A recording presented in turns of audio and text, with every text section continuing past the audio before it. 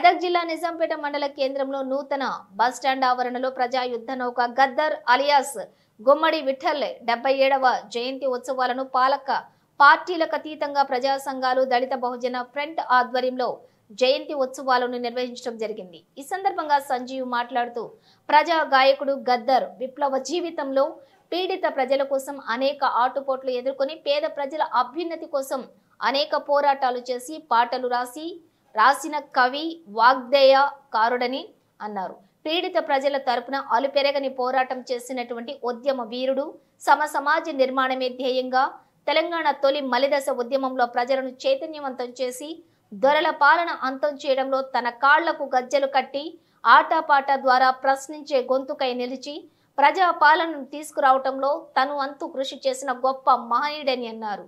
ఈ కార్యక్రమంలో కొమ్మాట బాబు, గరుగుల శ్రీనివాస్, మారుతి, నజీరుద్దీన్, రవీందర్, కొమ్మాట అమర్, బ్యాగరి రాజు, మోహన్ రెడ్డి, శ్యామల, మహేష్, కొమ్మాట స్వామి, వల్లపు స్వామి తదితరులు పాల్గొన్నారు।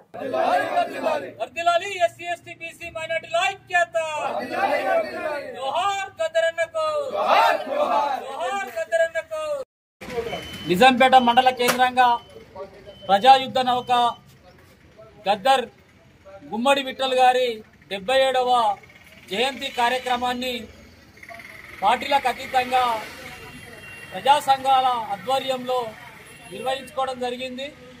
ప్రజాయుద్ధ నౌక ఈ దేశానికి ఒక లెజెండ్, ఈ రాష్ట్రానికి ఒక దిక్సూచిగా మెదిలిన వ్యక్తి।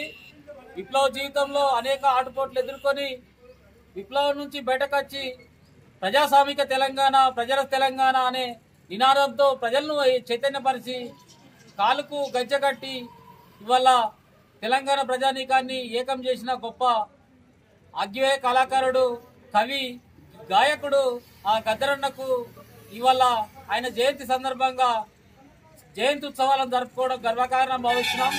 ప్రజాయుద్ధ నౌకను కొందరు ఏదో రకంగా హింసించినట్టు, కించపరిచినట్టు మాట్లాడుతున్నారు।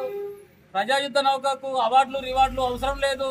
ఈ దేశంలో ప్రజలు గుర్తించిన అంశాలే ఇవాళ ఆయనకు ఒక అవార్డుగా మేము భావిస్తున్నాం।